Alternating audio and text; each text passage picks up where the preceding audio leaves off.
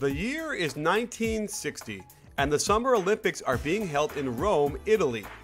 After the incredible run by the 1956 men's team, it's hard to fathom that the United States could produce an even better team. But that's exactly what they did. Until the 1992 Dream Team, the 1960 team was without a doubt the greatest collection of talent the world had yet seen. The closest anyone got against them was the quarterfinal game versus the Soviet Union, where the US team won by only 24 points. Featuring 10 players who went on to play in the NBA, including 4 Hall of Famers, Coach Pete Newell led this bunch to an average winning margin of 42.4 points a game. Walt Bellamy was one of those Hall of Famers, and to show you how deep this team was, he only averaged 8 points per game. Jerry West, who averaged 29 points and 17 rebounds a game his senior year at West Virginia, was third in scoring at 13.8 points per game. Jerry Lucas, fresh off beating Newell's Cal team for the NCAA championship, tied for the team lead with 17 points per game. And finally, the Big O, Oscar Robertson, also scored 17 points a game. This amazing team extended the U.S. dominance at the Olympics, increasing their winning streak to 36 games. And that brings us to 1964. To select the team, the Olympic Committee held trials between 3 NCAA All-Star teams, 2 AAU All-Star teams, and 1 NAIA All-Star team. The Soviet Union had improved enough that there was real concern the United States streak would come to an end. Legendary coach Hank Iba of Oklahoma State began a run of 3 straight Olympics as the head coach of the U.S. team. One recognizable player was Larry Brown, who after a stellar career at North Carolina was deemed too small for the NBA and played for the Akron Goodyear Wingfoots, an AAU team. Second leading scorer was Bill Bradley, who had just completed a great junior season at Princeton. Walt Hazzard, having just started the UCLA dynasty, averaged 3.8 points per game. The leading scorer was Jerry Shipp, an AAU standout for the Phillips 66ers. The gold medal game featured 2 8-0 teams, as the Soviets squared off in another Cold War clash against the Americans.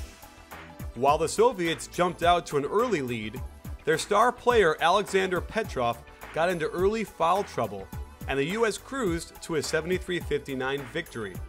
With another gold medal under their belts, the U.S. increased their winning streak to 46 games. After a poor showing in an early summer European tour, the American team came into Olympic play in Mexico City as the underdog behind Yugoslavia and the Soviet Union. Many top college stars skipped the Olympics in 1968 for various reasons.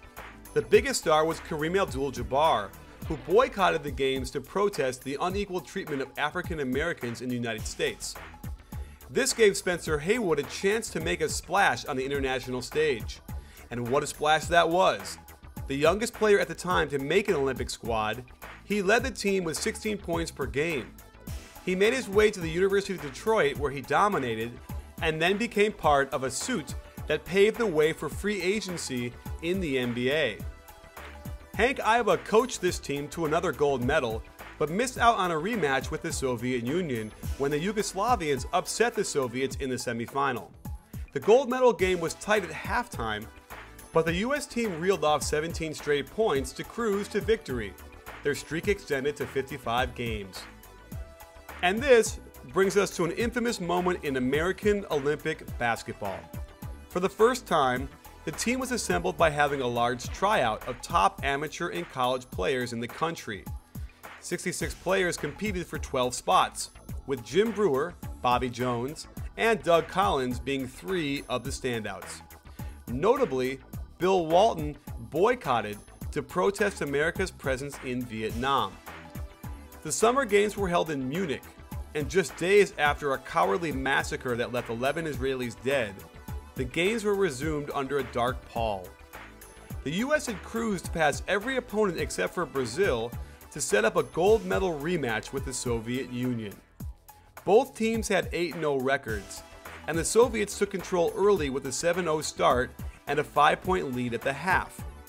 Leading scorer and rebounder Dwight Jones was ejected after a loose ball scuffle, and Jim Brewer suffered a concussion after being knocked to the ground. Down by 1 with 10 seconds left, Doug Collins stole a pass and was fouled in the act of shooting. During the free throws, the horn sounded. This didn't bother Collins as he sank both free throws to give the US a 50-49 lead. The Soviets inbounded the ball and didn't score, and the Americans won the gold again. But wait! One of the referees, hearing the horn during Collins' second free throw, decided the last play should be done over with 3 seconds on the clock. The Russians still had to go the length of the floor to win the game. Again, the Soviets inbounded the ball and missed a long heave at the basket. Improbably, the head of FIBA came down to the court and insisted the scoreboard had not been reset to 3 seconds when the play started. He ordered the clock be reset to 3 seconds yet again, and this time, the Russians got a long pass to Alexander Belov, while Americans Kevin Joyce and Jim Forbes went flying by to intercept it. All alone under the basket, Belov laid the ball in to win the gold. Immediately, the Americans filed a protest, which was denied. To this day, their silver medals remain in IOC custody.